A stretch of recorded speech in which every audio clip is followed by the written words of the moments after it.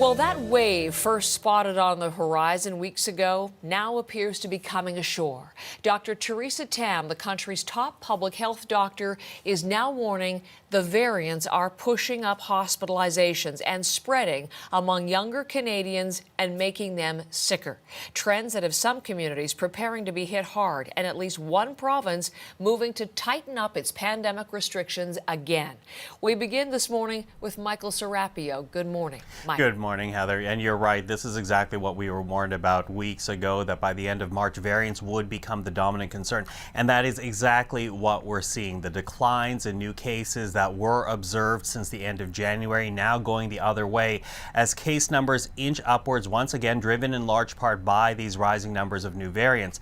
Now take a listen to Dr. Theresa Tam as she speaks about variants in this country, including the strain first detected in the UK, as that is the most common variant being detected across our country. Particularly the B117 variant, we know that it can take off fast. The highest rates or highest incidence is in the younger age groups. As soon as you get more numbers of people, you're going to see more cases of severe outcomes. So if these numbers increase in the younger population, I think we're going to see increases in hospitalizations and ICU visits. Now, of course, officials have also detected strains first identified in South Africa and Brazil. But when it comes to these variants, Heather, they are being felt most acutely in Ontario, Alberta, British Columbia, and Quebec, but in other hotspots as well, in particular in the West, which is why even with vaccination rollouts happening now, there is a huge concern. The rollouts are still targeting older age groups. They are not rolling out as quickly as some would like, and they do not target the younger cohorts that are getting hit hard by these new variants.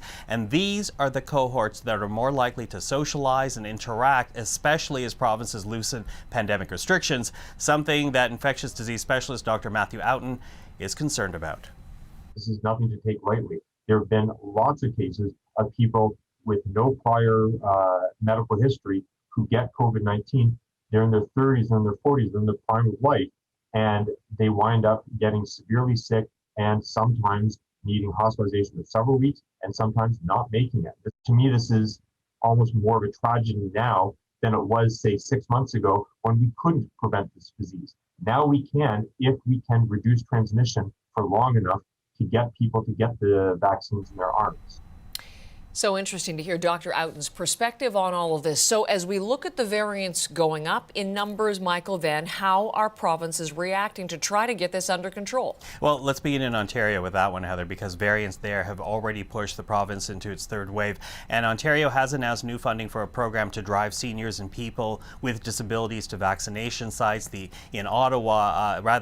Ottawa as well is now also funding money to roll out extra funding for COVID-19 isolation sites, the focus being Ontario's hotspots in an effort to curb the spread of the disease in the province. Now, in Alberta, officials, as you know, are starting to plan for a potential third wave because of variants of concern. And earlier this week, Alberta did cancel its plans to move to step 3 of its reopening plans. Hospitals in the province right now looking at capacity and laying out contingency plans for a possible spike in cases.